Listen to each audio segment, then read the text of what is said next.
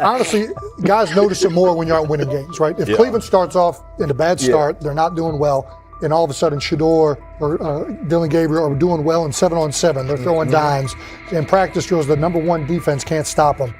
People take notice of that, and the more that the players see it, they're gonna then the comments start happening over the lunch table. They start happening throughout the building, and that's when the pressure really will get severe. The Cleveland Browns were focused on resolving their quarterback situation until Jason Kelce made pointed comments that triggered a strong reaction from ownership. The response inside the organization was immediate and intense. What exactly did Kelce say that has the dog pound on edge and the front office under pressure? We've seen that miserable game by the Cleveland Browns. So they throw Joe Flacco in there, and I like Joe Flacco. He did good, but they gave him the resource of all the first-team guys. Then they throw Dillon Gabriel in there with first teams and second teams. So Dillon always is getting protected. The same thing again, they gave this scrub max protection on every play.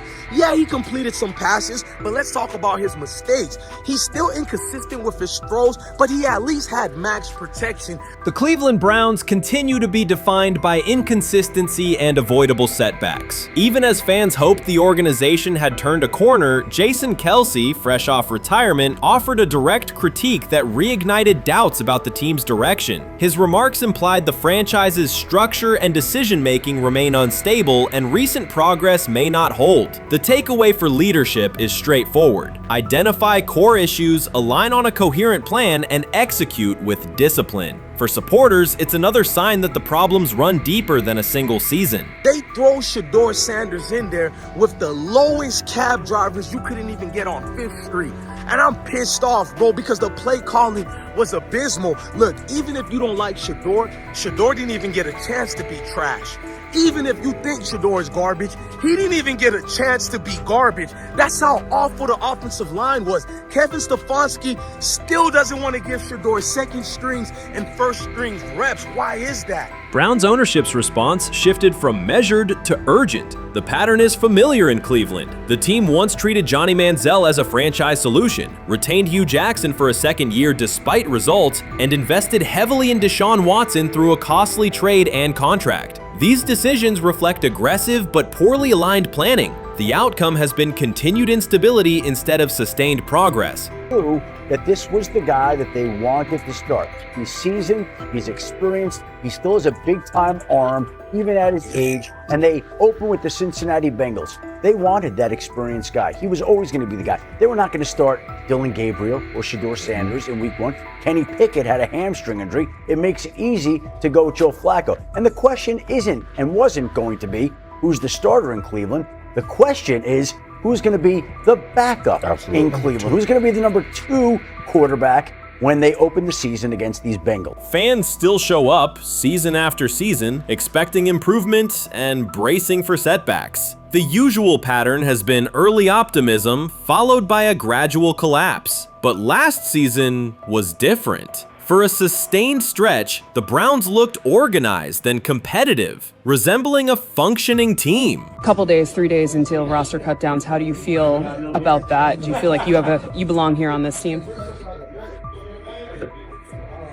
Obviously, I think overall as a player, I feel like I put in the work. I feel like everything I do, I try to do it to my best, and that's all I ask for. So I feel like everybody feels like, they should be on the team, and if you ask anybody on the team, would they feel like they belong, in their own eyes. So I feel like I do, but I'm my own player, I think about myself in a high regard. The front office entered the offseason confident. Kevin Stefanski was being praised, and the Dog Pound believed the team had made real progress. Then Jason Kelce delivered a pointed assessment that cut through the optimism. Fresh into retirement, the former Eagles All-Pro and Super Bowl champion said Cleveland still looks like a team patching over issues rather than building a durable contender. Kelce's view was direct. The Browns' structure is fragile, and the roster is too dependent on perfect health at quarterback. He argued the team is one injury away from losing continuity and sliding backward. Because Kelce has operated inside a stable, championship-level organization, his comments carried weight with players, media, and fans. The reaction was immediate. People took his critique seriously, not as outside noise, but as an informed evaluation of how a successful team should be built. Ownership also felt the impact. Jimmy Haslam's response shifted to urgency, a sign that leadership recognizes the stakes. The criticism arrives in the context of prior high-risk decisions, especially the fully guaranteed $230 million commitment tied to Deshaun Watson. Watson has missed time and shown inconsistency when available, and the contract has constrained flexibility. Kelce's remarks highlight why depth, alignment between the front office and coaching staff, and a clear contingency plan at quarterback are non-negotiable. The takeaway is straightforward. Cleveland must convert last season's progress into a stable framework, protect the quarterback, deepen critical positions, and establish a plan that survives injuries and short-term setbacks. Without that, the games that fueled optimism will remain temporary. If you're a betting man, who do you think starts for the Browns at quarterback? Okay, this is the situation. Kenny Pickett, they actually traded for him. Joe Flacco, no one's bringing Joe Flacco in the building thinking Joe Flacco's going to be the starter. If Joe Flacco is your starter, You got a problem.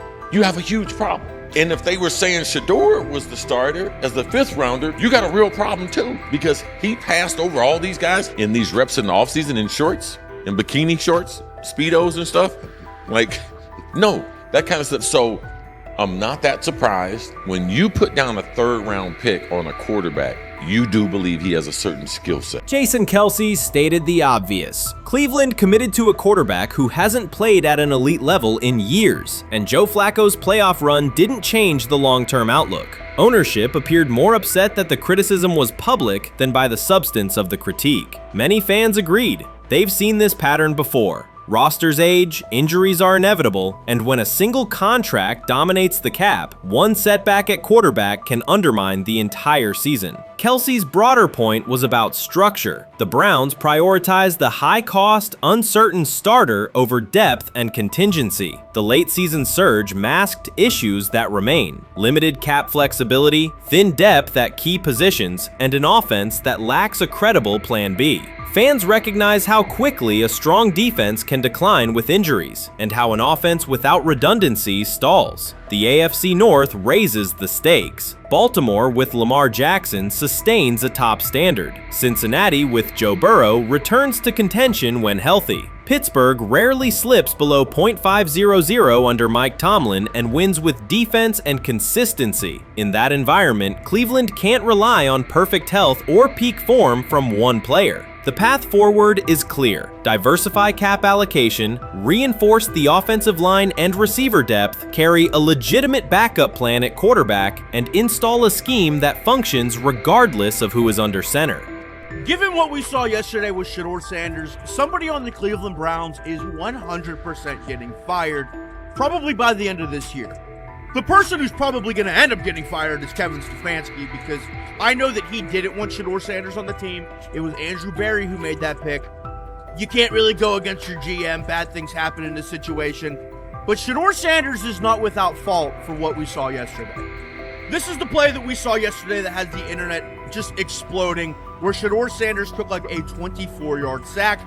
Half of the internet is saying that this is all Kevin Stefanski's fault. Cleveland showed progress last season, but the underlying concerns remain. Jason Kelce highlighted them directly. The Browns' long-term plan is fragile, cap-constrained, and overly dependent on perfect health at quarterback. His comments focused attention on structural issues, roster depth, continuity in coaching, and a sustainable offensive approach, rather than a single hot streak. That criticism resonated because it reflected what many around the league already see. Ownership's reaction underscored the sensitivity. Jimmy Haslam has presided over frequent coaching and quarterback changes, and external scrutiny carries weight when it comes from a respected veteran with championship experience. Kelce's remarks reinforce that last year's Joe Flacco stretch was a short-term solution, not a foundation. The team still needs a durable plan that can withstand injuries and inconsistency. The practical takeaway is clear: stabilize the system, diversify cap cap usage and build depth at key positions so the offense functions regardless of who is under center. That includes a coherent development pathway for younger talent such as Shedeur Sanders, with defined practice reps, protection, and scheme alignment. Kelce didn't say anything outrageous. He articulated the gap between a brief surge and a credible long-term contender. I have the faith of a mustard seed. Right, because this is the greatest resurrection since Jesus the Christ. Right, like at some point, Joe Flacco was thinking about getting into TV. Yeah. Right, Joe Flacco didn't have a job, and then now you not only come back and start for the Cleveland Browns late in the 2023 season, but they came back around to you, and you're now the day one starter for a franchise that just 2 years ago was in the playoffs. The Browns' quarterback situation remains unsettled. Deshaun Watson was expected to be the long-term answer, but injuries and inconsistent play have prevented him from reaching an elite level. When the team turned to Joe Flacco after Watson's season deteriorated, Flacco immediately lifted the offense and produced results that highlighted the gap between expectations and reality. That a 39-year-old late addition could outperform a $230 million starter was not just a short-term surprise, it raised fundamental questions about roster construction and evaluation. Shedeur got on the field. You're watching the game, Chad. There's a lot of Shedeur Sanders fans. What did you think of his first outing? Listen, all the talk and the narratives and the storylines and whatever you want to say, sooner or later that ball was about to snap. And that young man we watched in Colorado, this is crazy! Shedeur Sanders didn't just sign a deal, he finalized a flagship endorsement. It's the kind of move that makes analysts revisit assumptions and recalibrate valuations. Nike didn't simply issue a contract. The company put substantial backing behind him and positioned him as a leading figure in its athlete portfolio. The impact is immediate across the sports industry. Shedeur Sanders has reset expectations and changed the competitive field. What I just said about the shoe opportunity that could present itself for Nike, who's a Nike school. And the reason I say Nike is because it's a Nike school. They don't want another brand with the kid wearing them on field, but they get him head to toe. Okay, not just off the field. They can get him head to toe with a signature shoe. If he had that right now, and then you mentioned record-breaking Colorado State, Skip, how many eyeballs would have seen that? What did you call it, Michael?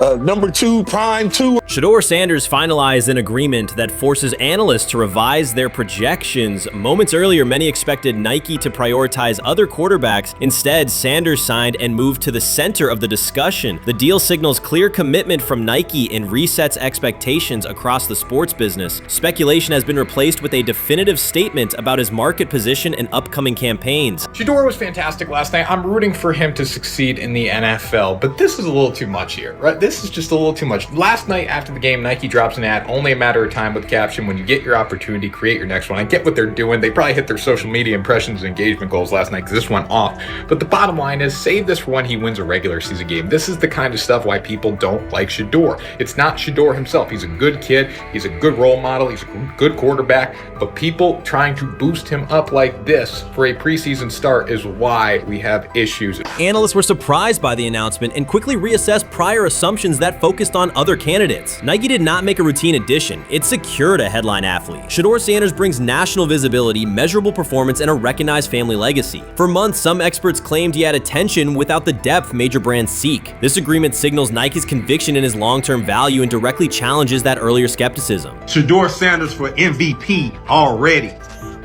Now, let me not take it too far, but it's another example of how quick and fast Nike is with their marketing. Perfect. Shedeur is the perfect athlete to work with. He's unique. He sticks to himself and his family for the most part. He's marketable. He's charismatic. He smiles. All of the above. And Nike is so quick with the timing. They say only a matter of time. Nike reached a different conclusion. The company made a clear commitment, and the commentary that dismissed the possibility is now being revised. The announcement is not the beginning of the story. It is the outcome of a trajectory that has been building for some time. Shedeur Sanders' rise has been unconventional and decisive. He drew sustained attention even when many claimed not to be watching. More than a position on the depth chart, he delivered presence, audience growth, and momentum. In this case, market impact and leadership qualities carried as much weight as traditional metrics, and Nike acted on that assessment. Did y'all see about like the business side of it, like his contract? Like, he gets a percentage of every one of his jersey sales. Oh yeah. So they wanted to like basically shadow ban him and his stock pick, because the more famous he is and the more they sell, they owe him more money. I probably believe it. Probably something like that. He has apparently a super unique NFL contract. Damn, that's interesting. I would love to see that. I gotta do some more research, but and that Browns fan base, bro, they have been through some shit. They are happy for everything to come that way. So well, everybody buying them jerseys. And did y'all see the price of tickets for that preseason game after he announced that he was gonna be the starter? Crazy. Bro, that shit went from $12 to $150. At Colorado, Shedeur Sanders generated consistent national attention through performance, media presence, and high visibility moments that elevated the program's profile. That positioning aligns with what Nike seeks, not only athletes, but figures who influence culture and drive conversation. The brand signs leaders who can shape markets, athletes whose impact shows up in audience growth, engagement, and partner interest, not just in weekly box scores. Many evaluations missed this broader picture by focusing narrowly on passer ratings and comparisons that failed to capture Sanders' reach and commercial pool. Nike's history reinforces the approach. Michael Jordan became a global identity, LeBron James matured into a generational centerpiece from day one, and Serena Williams reshaped both competitive standards and style narratives. The decision to back Shedeur Sanders fits within that framework, a calculated investment in a quarterback with crossover appeal, measurable momentum, and a recognizable lineage. It signals that Nike views his value as extending beyond on-field results to sustain brand relevance and long-term market impact. Hey, bro. Can we keep it a bean, dog? He shouldn't have been no 5th round pick, dog. He should not have been a 5th round pick. Now, he plays on the Browns. I'm a Steelers fan, so like him doing well, it's like, do I really want to see him? Not really. I'm rooting for the brother though. I'm rooting for him. Probably one Cleveland Brown player I root for. But 14 of 23, 138 passing yards, 2 TDs. He missed a couple throws here and there. I was like, damn, Shedeur, really? You missed that? You missed that throw? Was it early? Many analysts argue yes. That view reflects an older assumption that endorsement value tracks narrowly with box score output. In 2025, brand decisions weigh audience reach, reliability of attention, and cultural relevance alongside performance. Shedeur Sanders doesn't only produce plays, he generates sustained visibility across platforms and demographics. Nike prioritizes athletes who can maintain conversation even between games. Sanders delivers consistent engagement, repeatable storylines, and measurable spikes in impressions when he appears, factors that translate directly into marketing efficiency. This is less about highlight reels alone and more about dependable distribution, an athlete who moves awareness, traffic, and product sell-through. Recent commentary suggested the NIL market was cooling and that brands would tighten spend. This announcement points the other way. A flagship commitment from Nike undercuts the caution-first narrative and affirms that attention with durability still commands premium terms. Whether audiences tune in to support him or to critique him, the net effect is the same. Predictable viewership that reduces campaign risk. The implications extend beyond one signing. This elevates expectations for top college athletes and shifts negotiations toward quantifiable reach, conversion, and content output. Where the question once centered on whether emerging stars could secure 6- or 7-figure packages, the discussion now moves to structure, multi-year horizons, equity or revenue components, creative control, and integrated media plans. Brands will benchmark against Sanders' deal, and athletes will price to the standard it sets. The clause is called prime equity. This clause gives Sanders a percentage of revenue generated from merchandise, sponsorships, and promotions linked to his name and likeness. We nigga got an NIL in the NFL. Oh yeah, that's probably people ain't fucking with him. That's what they said. It wasn't that his character was stupid. They was trying He's too smart. Yeah, that's why he got picked so far back, because apparently his agents wanted this clause in the contract.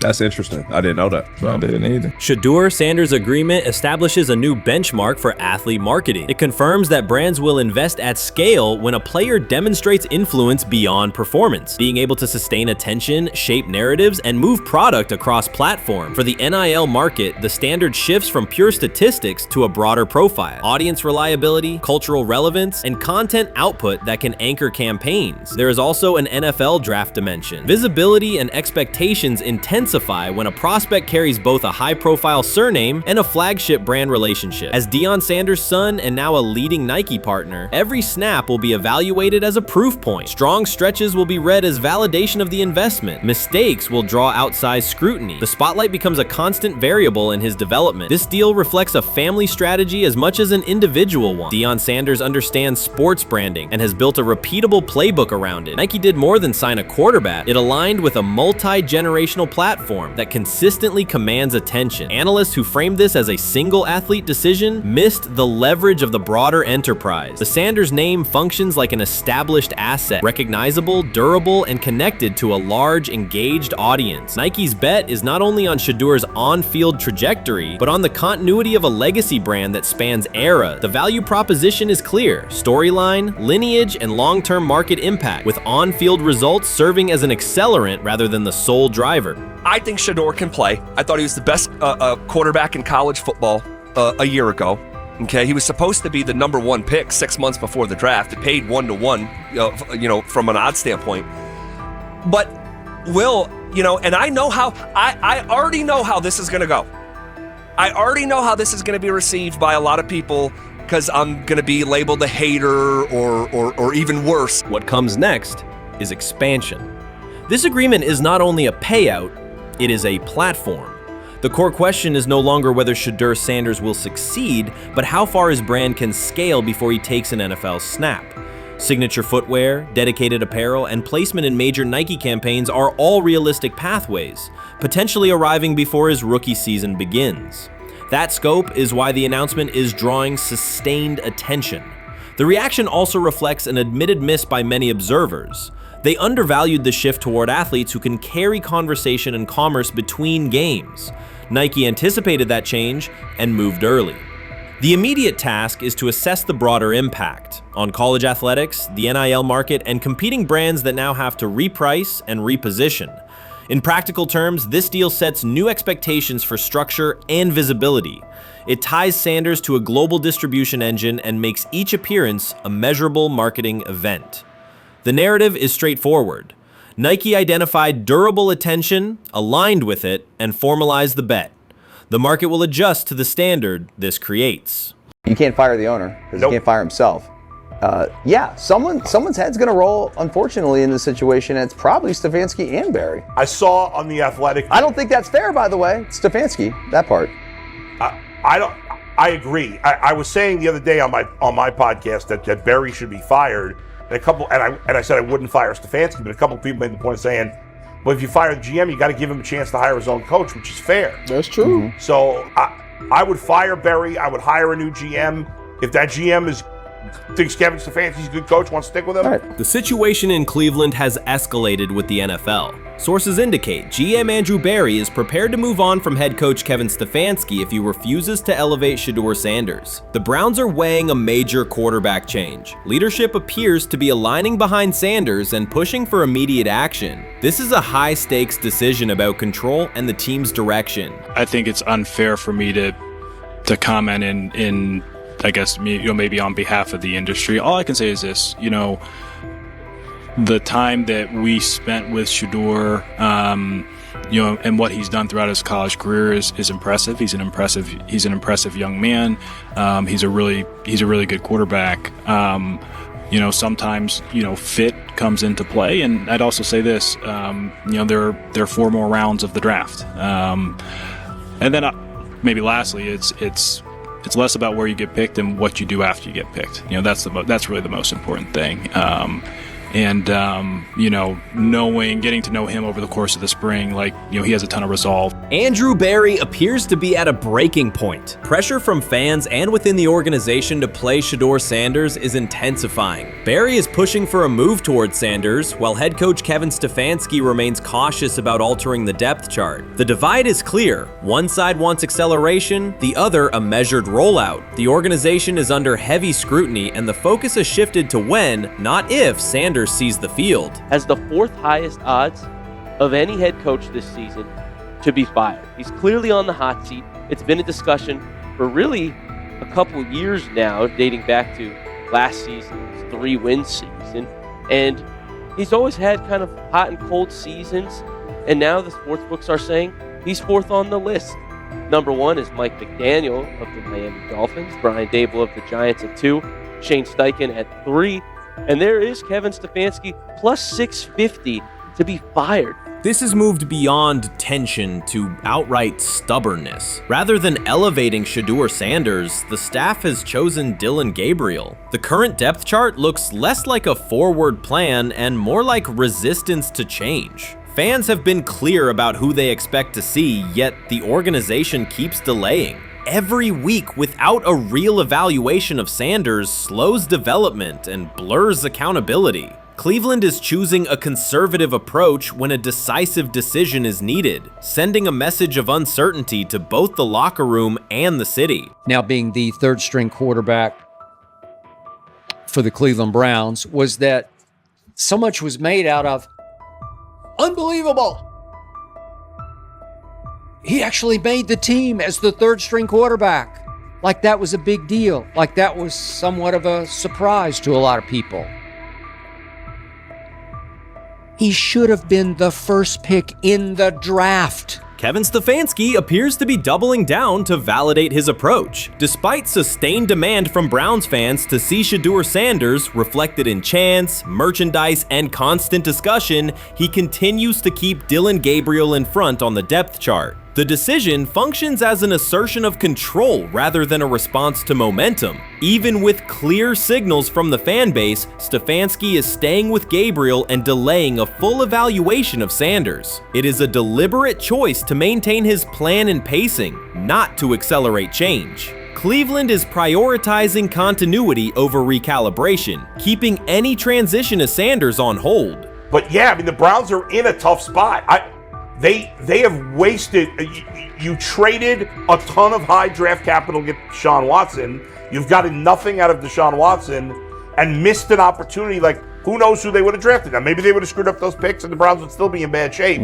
Andrew Berry is likely frustrated watching Dillon Gabriel default to conservative throws while the offense stalls. From a football perspective, this appears to be the hill Kevin Stefanski is choosing to stand on. Keeping Gabriel ahead of Shedeur Sanders has limited the unit's explosiveness and prevented a full evaluation of a higher ceiling option. Drives end quickly, field position flips, and momentum is lost while Sanders remains on the sideline. Fan patience is wearing thin. Each ineffective series intensifies criticism and shifts scrutiny toward the coaching staff's criteria for the depth chart. With every additional snap for Gabriel, the decision reads less like an open competition and more like rigid adherence to a plan that isn't producing results. The optics are clear. A dynamic quarterback sits while a cautious approach keeps the offense in neutral. If this continues, accountability questions will grow inside and outside the building. What performance benchmarks keep Gabriel ahead of Sanders? When will Sanders receive first-team reps in live situations to allow a fair comparison? The front office must decide whether to preserve continuity or pivot toward a timely assessment of Sanders. The longer the current approach stays in place, the more it signals stubbornness rather than adaptation, and the more pressure mounts to realign the plan with on-field output. I honestly see it happening if the Browns lose a bunch of games. Like if they get 5 wins or less, I see the report coming out now that Stefanski will be fired. I don't want it to happen. I want the Browns to be good, win a bunch of games. I think that they're going to be a team that is slept on and can at least get 7 wins, which is why if they don't, I see Stefanski getting all the blame for that, and there'll be a new coach in Cleveland. Because their players, to me, are there once again. We've talked about the incredible rookie class. The approach in Cleveland lacks consistency. One week, Andrew Berry signals he wants Shedeur Sanders on the field. The next, Dillon Gabriel gets the reps and the plan stays conservative. Through it all, Kevin Stefanski shows limited urgency despite pressure on his job security. Fans are asking for an offense that can push the ball, change field position, and produce points. Instead, the unit leans on short throws and cautious sequencing. Gabriel's play keeps the ceiling low and momentum static, while a full evaluation of Sanders is postponed. The result is growing frustration and a clear disconnect between the front office, coaching staff, and expectations in the stadium. The NFL tried to teach him and his father a lesson. You don't act like that. You don't talk like that before a draft. we'll show you how our game is played. We will watch you plummet all the way. I think he would have gone undrafted except for that owner in Cleveland. And he is the key to everything because he is something of an against the grain maverick owner. He's kind of a wannabe Jerry. Fan speculation is growing. Some believe Kevin Stefanski lacks confidence in Shedeur Sanders. Others think he's prioritizing Dillon Gabriel for reasons unrelated to performance. A more extreme view claims Stefanski is manipulating outcomes to secure a buyout. Whatever the motive, the risk is clear. This approach is straining his relationship with GM Andrew Berry and alienating the fan base. Pressure is rising, Berry's patience is running out, and supporters have shifted from requests to demands. If the current plan continues, calls for a change in quarterback and accountability will intensify. So before your final year at Miami, there's a lot of conversations revolved around Shedeur Sanders. Obviously, I'm assuming you guys have a great relationship. Some of the clips you've seen and stuff like that. What is it like for you to have like this rivalry with Shedeur? I don't have a rivalry with him. That's my boy. So at the end of the day, this whole process, we thought me and him were going to be 1 and 2 the whole time. Whether he's 1, I'm 2. Whether I'm 1, he's 2. And so that's just always been, our mindset. It didn't go that way. I thought he was one of the better quarterbacks in the draft as well, even throughout college. A lot of stuff out there on him ain't really, the truth, just because they spin it different ways, like they spin stuff about me different ways. But I mean, when he gets his chance, become a starter, I know he's gonna make the most of it, and I'm ready to get back to work with him. After the season, talk some more stuff to him. Cam Ward directly challenged the uneven standards applied to Shedeur Sanders, calling them inconsistent and unfair. By insisting that performance, not politics, guide evaluation, he shifted the discussion from one player to a league-wide problem. Sanders' treatment now serves as a test of how the NFL supports and evaluates emerging quarterbacks. I feel a special relationship with him, especially me. First getting to know him 5 years ago when I started working with him. But it did surprise me because he's a good quarterback. He doesn't get a lot of the credit that he deserves. Especially the plays that he made in Colorado. A lot of quarterbacks in the country are making those plays. So when he gets this opportunity, I'm pretty sure he'll have it soon today. He'll make sure he'll make plays on the field. Cam Ward's public challenge to the treatment of Shedeur Sanders brought the issue into clear view. For months, discussion around Sanders has centered on his profile, major compensation, a prominent Nike deal, and the expectation to stabilize a struggling franchise. Rather than a standard evaluation of a top prospect, he has faced sustained skepticism from analysts, fans, and league voices. Ward's comments underscored that the standards being applied to Sanders diverge from those used with other rookies. By stating it directly, he did more than support another quarterback. He identified a broader problem in how the league responds to young players with significant visibility. The takeaway is direct. Assessments should reflect on-field performance and development, not external narratives. A generational talent. I'm gonna prove him right. I'm gonna prove him right. Don't worry. Oh my God. An article came out today. I'm generational. So I guess it's article versus article. I like that you think that, man. But we all know the truth.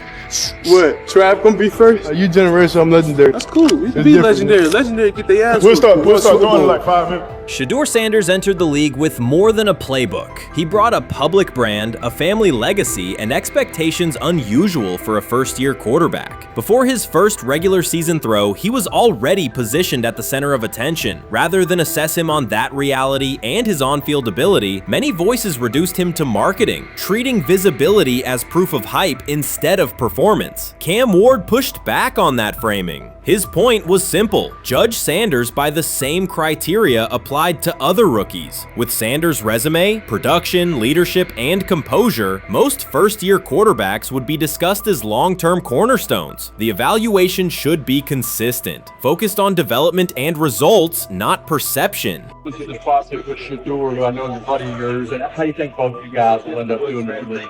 I think we'll both end up being one of the best quarterbacks in the league. I just think the work that me and him are willing to put in, the relationship we have to constantly compete each and every day, to better our craft, for ourselves. I just think it's gonna end up paying off for us in the long run. Do you guys kid each other about who's going first and how much that matters to you?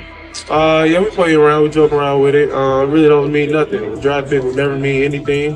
At the end of the day, you got to show whether you can prove each and every Sunday. You can't just do it 1 year. Disrespect shows up in two patterns. First, Shedeur Sanders is repeatedly framed through his father, Deion Sanders, as if lineage erases his own work. Discussion drifts to pedigree instead of what the film shows. Second, his visibility is treated with suspicion. His audience reach, partnerships, and ability to lift ratings are labeled hype rather than recognized as value. Instead of acknowledging that he drives demand and expands the stage for his team, critics call it an unfair edge. The result is a skewed evaluation. Star power is held against him while on-field production gets pushed aside. The standard should be consistent. Assess the tape and the development, not the last name or the attention it brings. Well, Ward were microfacts. Cam Ward's remarks went beyond defending Shedeur Sanders. They confronted how the league manages star power. The reality is simple. The NFL markets visibility, but resists it when a player doesn't follow the expected script. Rookies are supposed to be quiet, deferential, and grateful for limited leverage. Sanders arrived with leverage, brand reach, major endorsements, and confidence. And that presence was recast as entitlement. Instead of treating those factors as earned advantages, much of the commentary used them to diminish him. Ward called out that contradiction. The same influence the league sells to audiences is criticized when a young player exercises it. His point is a standards problem, not a personality dispute. Evaluate Sanders on his preparation, leadership, and results. Don't penalize him for having a platform or for using the leverage that the modern NFL itself helps create. Now it sounds like the Cleveland Browns are going to all but imprison Shedeur Sanders in the football sense of a very talented rookie quarterback who obviously needs reps, needs an opportunity, and who now, barring some miraculous luck, will not get the opportunity to play in a single real game. I'm sure many around the NFL are celebrating as we speak. They are chuckling about this. Many in the NFL wanted to teach Shedeur and his daddy. Cleveland became the center of the conversation. With Shedeur Sanders attached to a major Nike partnership, the expectation was straightforward. He should be given real game reps. The Browns instead leaned on Joe Flacco as the default choice, treating stability as the safer path while sidelining a quarterback with clear cultural and commercial pull. Each week Sanders didn't see the field, scrutiny grew. Commentary questioned the value of his contract environment and relevance, and fan debate shifted from development to doubt. That wasn't measured evaluation. It was a delay framed as prudence that eroded confidence in the process. Cam Ward reset the terms of the debate. He pointed to an uneven standard. When veterans or other young players secure significant endorsements, it's considered smart business. When Sanders does it at scale, it's recast as ego or hype. Even the scope of his off-field agreements became ammunition against him rather than evidence of market demand. Ward's position is simple. Use one standard. Assess Sanders on preparation, decision-making, and progression, not on discomfort with his platform. Treat visibility as an asset, not a disqualifier. The issue isn't attitude or branding, it's the consistency of the evaluation. Ward called it directly. The treatment has been unequal, and it should be corrected by aligning opportunity with performance criteria. Fans need to recognize there's not a team in the league he'd start for. Not one. That's not ridiculous, that's not unfair, that's not a vast conspiracy. Shedeur Sanders fans are Angel Reese fans. They're just fair weather fans who don't really give a fuck about the sport. Most of them are just Deion fucking groupies that followed him when he went to fucking Colorado, just like Angel Reese's fans had never watched basketball prior to her playing at LSU, and they followed her to the WNBA and don't know shit about the sport. That's it. Now Deion fucking groupies are running around acting like, oh, this is payback to his dad. The timing is pivotal. Shedeur Sanders isn't trying to blend into the league's background. He's shaping the agenda. He drives debate segments, fuels short-form highlights, and moves merchandise at a pace most rookies never approach. By the metrics that define modern attention, he is the draw. Yet, a segment of observers continues to undercut him. Not because of shortcomings on tape, but because of discomfort with how prominent he already is. Cam Ward put words to what many could see. Coverage around Sanders has been filtered through reaction to his visibility, rather than a clear read of his performance and growth. The market has already weighed in. Demand is real, not manufactured. Nike's record-level rookie endorsement aligned with that reality, signaling long-term value and cultural reach. This exposes a core contradiction. The NFL depends on star power to sell tickets, fill stadiums, and boost ratings, but it resists stars who set terms on their own. Visibility is celebrated until a player exercises it. The fix is straightforward. Apply one standard. Evaluate Sanders on preparation, decision-making, and results, and treat his platform as the asset it is. If the league benefits from his presence, its evaluation practices should reflect that same reality, consistently and without penalty for scale. Shedeur Sanders does not depend on league promotion. He established his platform before the NFL and continues to expand it on his own terms. That autonomy challenges the status quo. Cam Ward's support was more than a defense of a teammate. It was a warning that if the league holds to outdated expectations, it risks falling behind the very players who drive audience attention and revenue. Claims that Sanders lacks real popularity ignore measurable facts. A large, active following, consistent merchandise demand, and sustained coverage across major outlets. Doubts about his standing as a quarterback overlook his college production and growth indicators. The pattern is familiar. Efforts to minimize him increase his reach. Each skeptical headline widens the spotlight, and each dismissive take creates more engagement. You cannot reduce a player built for visibility by arguing he should be less visible. The practical outcome is the opposite. Scrutiny becomes signal. Sanders is not merely enduring criticism, he is turning it into momentum, converting attention into leverage on and off the field. When he led college football in completion percentage and he threw almost 40 touchdowns for over 4,000 yards, how tall was he? Because they make it seem like he shrunk all of a sudden, RC. Oh, how lively was his arm? Because all I know is somebody did that.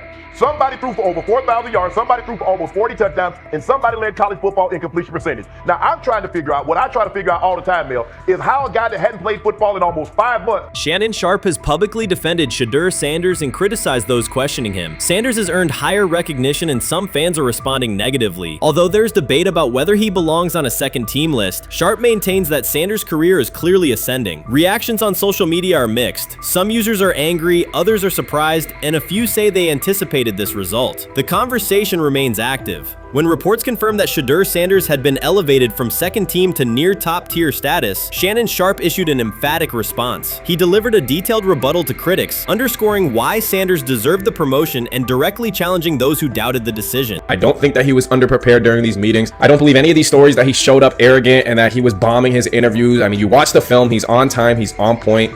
You watch his interviews, he answers like a 10-year NFL veteran. Like, he's clearly dominating OTAs. It's every single day there's a new report of how well he's doing for the Browns in OTAs. And I mean, you can say what you want, it's just OTAs. Okay, if that's your new narrative, then he's doing exactly what he needs to be doing. He's on point, he's on time, he's getting the respect of his teammates, and he's making plays. So we're gonna see years down the line, something's gonna come out that I don't know what exactly it was, but something will come out. Critics have been waiting for an opportunity to dismiss Sanders. They labeled him overrated, accused him of benefiting from nepotism, and claimed his profile came only from his last name and polished image. Within their own echo chamber, they cited every game in which he fell short of huge passing numbers as validation of their doubts. Since Sanders has begun receiving formal recognition, criticism has escalated. A wave of self-appointed analysts is dissecting his throwing mechanics and team role, and many online commentators now argue that his promotion reflects deeper problems within the sport. Shannon Sharpe rejected each criticism directed at Shedeur Sanders. During the broadcast, he turned a routine segment into a detailed examination, acting as presenter, interrogator, and fact-checker. Sharpe walked viewers through game film, season statistics, and scouting reports to show why Sanders merited his recent promotion.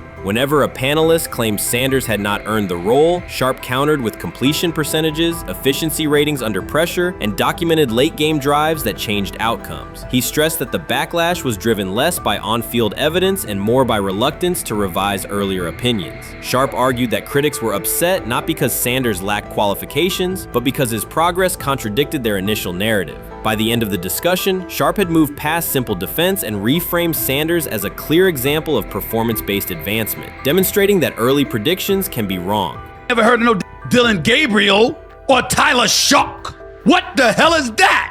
So how is Shedeur Sanders going behind them? I'll tell you how. Collusion. 4 different times they passed on him. How the hell has that happened? 4 rounds. It doesn't happen to a quarterback. We've never seen anything like this before. Shedeur Sanders with the watch. Shedeur Sanders with his bravado. Shedeur Sanders with this supposed arrogance or whatever. Shedeur Sanders' advancement did not happen by chance. While detractors questioned his resume online, he continued to prepare, attend every practice, and deliver accurate throws under pressure. The contrast between his output and the complaints directed at him has been stark. Some critics even argued the selection committee was, quote, biased toward performance, as if rewarding strong play were improper. Rumors quickly followed. Certain commentators speculated that a public relations push from the Sanders family must have influenced voters, suggesting everything from coordinated media strategies to alleged favors for coaches. None of these theories addresses the basic point. Sanders earned his promotion through consistent production, poise in the pocket, precise ball placement, and efficient decision-making. Shannon Sharpe highlighted these facts during his response. He noted that Sanders' performance metrics justify the recognition and emphasize that resistance to the move stems more from prior prejudice than from substantive evaluation. For Sharpe, the goal was clear: present the data, challenge unfounded claims, and correct the narrative. The discussion therefore became a broader statement about acknowledging merit and abandoning outdated assumption. Colin Cowherd defend college basketball coaches who have gotten a DUI, come to their defense and say they didn't need to be fired, that they deserve a second chance. But Shedeur Sanders drives 40 miles over the speed limit, gets a one-on-one ticket, and Colin Cowherd comes on his show today and says he's out on Shedeur Sanders. He's seen enough. He can't support him anymore. He can't be in the Shedeur Sanders camp because of the speeding ticket. Shannon Sharpe addressed commentators who portray constant doubt as expertise. Those who discount strong performances with "we'll see," but declare bust after a single mistake. He noted their belief that progress only counts if an athlete visibly struggles. Sharpe's response was methodical rather than emotional. He presented evidence, cited statistics, and calmly refuted each claim. Following his remarks, several critics began revising or deleting earlier posts, recasting themselves as longtime supporters of Shedeur Sanders despite having questioned him for months. Sharpe insists on accountability, naming specific individuals and dates while requesting public acknowledgement of prior errors. He argues that analysts cannot spend months undermining a player's potential and then quietly adopt a supportive stance once the athlete succeeds. These are serious, big-time, top-of-the-line playmakers that they have. If you can go 45 to 42 in the fourth quarter because your quarterback set the school record with 510 yards passing.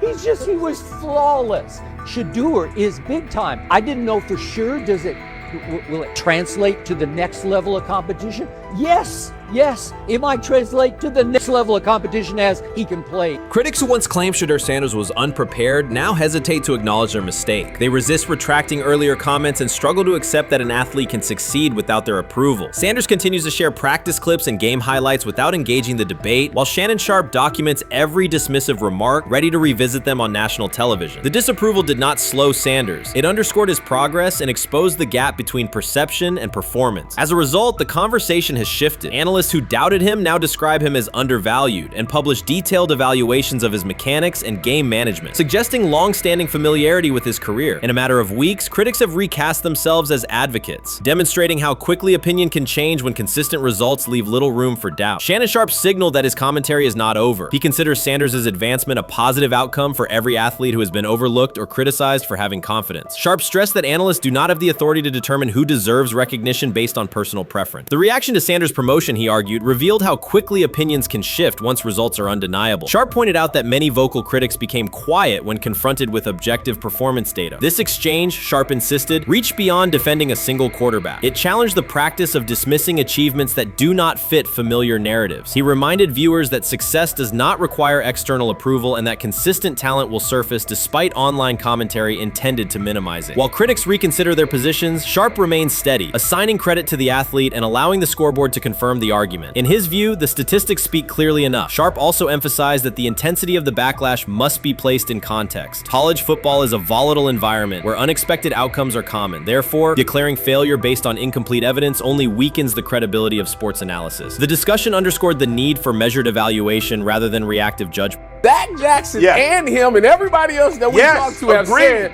that Shedeur looks good. He looks really good. Yes. He looks better. And we got Zach that say Dylan Gabriel ain't even an NFL quarterback. It's true. So how is it that this man can't get a rep with the ones, but that non-NFL quarterback can? We all what agree with sense that. does that make? Some observers now claim that recognizing Shedeur Sanders' strong performance undermines football's traditional standards, even though they previously argued he received coverage only because of his father. Faced with Sanders' current statistics, those critics are searching for explanations that fit their earlier narrative. The data have always been clear. Their earlier objections ignored that fact. Shannon Sharpe is openly highlighting this reversal, comparing past negative remarks with Sanders' recent 400-yard games to demonstrate the gap between criticism and evidence. Sharpe did not force these commentators to backtrack. He simply displayed their earlier claims alongside Sanders' results, allowing the contrast to speak for itself. Many observers declared Deion Sanders was finished. They argued that his public style attracted unnecessary attention, that his health had deteriorated too far, and that his coaching career was approaching an abrupt conclusion. They misread his resolve. When speculation intensified, Sanders did not schedule a press conference or issue a formal statement. Instead, he released a short video recorded at his Texas home, walking alongside recording artist Lil Wayne. The footage established two facts. Although Sanders still walks with a limp, he remains active, and he intends to return to the sideline. Reports from USA Today and ESPN confirm that Sanders had temporarily left Colorado to recover from a significant, undisclosed medical condition. He lost 14 pounds and missed several summer practices, leading to widespread debate about his future. Unofficial sources suggested complications related to previous blood clot issues, but no official diagnosis was provided. Throughout Sanders' absence, numerous media outlets framed his situation in crisis language, frequently questioning whether he would coach again. By comparison, when coaches such as Lincoln Riley paused their duties for health or family reasons, coverage emphasized understanding and patience, an imbalance that reflects a common difference in how high-profile black coaches are treated. Sanders' silence was not a retreat, it was a period of recovery. During rehabilitation, he relied on family, faith, and trusted colleagues, yet stayed connected to his program through brief online updates. The video with Lil Wayne demonstrated that he retained strong support from influential friends, countering narratives that portrayed him as isolated or on the verge of retirement. The visual evidence showed that his setback is temporary, and that he remains determined to lead Colorado into the forthcoming season. Since accepting the Colorado position, Sanders has dramatically elevated the program's national standing. He first drew national attention to Jackson State and the broader HBCU football landscape, then moved to Boulder and transformed a one-win team into a central storyline in college athletics. His approach, combining hip-hop culture, direct communication, and open expressions of faith, has challenged conventional expectations for head coach behavior. Each step forward has been met with heightened scrutiny. His time at Jackson State was labeled a publicity stunt, his departure for Colorado was framed as abandoning HBCU culture, and his social media presence has been cast as distraction from traditional coaching responsibility. Critics often magnify Sanders' missteps and question his motives, while comparable actions by other coaches receive neutral or sympathetic coverage. Showings of enthusiasm from Brett Favre and disciplinary intensity from Nick Saban are celebrated as competitive passion, yet Sanders' displays of confidence are frequently labeled arrogance. The discrepancy illustrates deeper biases rather than differences in performance. Sanders' success challenges entrenched expectations of how a college football leader should look, speak, and act, especially a black coach who refuses to downplay his identity. During his convalescence, Sanders maintained close communication with his staff and athletes, reinforcing the standards he had established: discipline, accountability, and belief. The program's daily messaging continued to emphasize preparation and resilience, signaling that Sanders' influence persists even when he is away from campus. Athletes echoed his mantras during workouts, confirming that his leadership extends beyond physical presence. Sanders acknowledges the seriousness of his medical challenge, but has refused to let it define him. He has publicly discussed leaning on scripture and prayer, explaining that his purpose as a mentor, father, and coach extends beyond personal adversity. In that context, the video of him walking in the Texas sun was less a strategic media effort than a straightforward demonstration of continued commitment to his team and mission.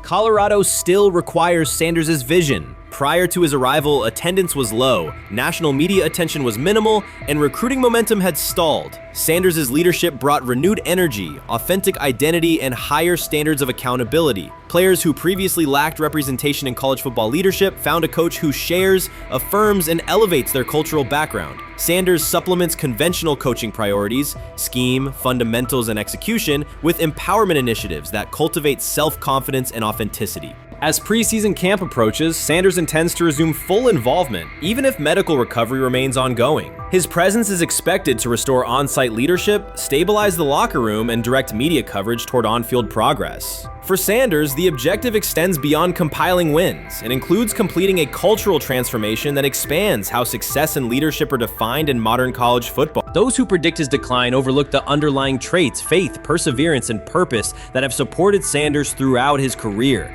Doubts, rumors, and disproportionate scrutiny have followed him from playing days into coaching, and he has consistently responded with results. His current health setback is another obstacle, not a conclusion. The broader initiative he leads, centered on authenticity, opportunity, and high standards, continues. When Sanders returns to the sideline, it will mark the next stage of a movement he has guided from Jackson State to Boulder. The recent period of quiet has been strategic rather than passive. Instead of defending himself in daily briefings, Sanders focused on rehabilitation, remote program oversight, and family support. Each brief social media message reinforced a consistent theme: faith and preparation. He has articulated gratitude for medical professionals and has reiterated that his mission at Colorado is unfinished. His public references to scripture have been direct but measured, aligning with his long-standing practice of integrating faith into leadership. By walking through his ranch with Lil Wayne, Sanders signaled continuity. The clip underscored that influential supporters remain engaged, that Sanders' broader network values his vision, and that he remains capable of navigating physical challenges. The visible limp was not evidence of imminent retirement. Rather, it documented the reality of ongoing recovery and the resilience with which he approaches each obstacle. Colorado's athletic administration and football staff continue to affirm Sanders' program direction. Recruitment communications cite his established record in fostering cultural relevance and national exposure. Prospective athletes respond to a coach who presents a transparent path to development, both on and off the field. Current players refer to Sanders' coaching points with clarity, citing specific drills and expectations that remain unchanged during his absence. These indicators demonstrate that the core structures Sanders implemented are functioning and that his return will be an amplification, not a restart. Criticism regarding Sanders' public persona often conflates media style with coaching substance. Analysis from opponents suggests that social media engagement dilutes football preparation, yet Sanders' staffs emphasize time management and delegation. Defensive and offensive coordinators handle in-game adjustments while Sanders directs overall culture, recruitment, and leadership. He has articulated that visibility serves to amplify program accomplishments and enhance player opportunities, not replace strategic football planning. Some commentary has attempted to reframe Sanders' health issue as evidence that his coaching model is unsustainable. The argument ignores the documented health challenges faced by numerous coaches across levels of competition. For example, college coaches recovering from heart procedures or joint replacements have returned to successful seasons after appropriate medical clearance. Sanders' case follows a comparable trajectory. Medical complications require temporary separation, structured rehabilitation is prioritized, and a managed return is planned. Institutional medical protocols at Colorado dictate clearance requirements. Sanders will meet those before resuming full sideline duties. Colorado's players have expressed public confidence in Sanders' eventual return, citing regular virtual check-ins and continued accountability. Several athletes noted that positional meetings included recorded messages from Sanders reinforcing tactical goals and personal discipline. These details confirm that Sanders has remained actively engaged, albeit remotely, and that team culture remains aligned with his principles. Looking ahead, Colorado's schedule will attract national attention, both for on-field competitiveness and the storyline of Sanders' comeback. Analysts will evaluate how quickly he reestablishes day-to-day rhythm and whether his physical limitations influence practice oversight. Internal planning accommodates gradual escalation of responsibilities, with medical staff and strength and conditioning personnel contributing to phase reintegration. The broader significance of Sanders' return extends beyond Colorado. His visibility continues to challenge prevailing narratives about leadership styles and pathways in college athletics. By prioritizing authenticity, open articulation of faith, and cultural expression, Sanders offers a contrasting template to more conventional models. His eventual recovery and sideline presence will reinforce the argument that diverse leadership profiles can succeed in elite collegiate competition. In summary, rumors of Deion Sanders' coaching demise were premature. Verified reports confirm a substantial but temporary medical setback. He used the time away to focus on health, sustain program engagement, and rely on a support system anchored in family, friends, and faith. His recent public appearance demonstrated active recovery and reaffirmed his intention to resume leadership in Boulder. The forthcoming season will test Colorado on the field, but it will also underscore the durability of Sanders' vision, one that combines competitive ambition with cultural resonance. Observers who continue to question his longevity overlook the resilience and purpose that have defined his career. Sanders' return is imminent, and the movement he leads remains intact.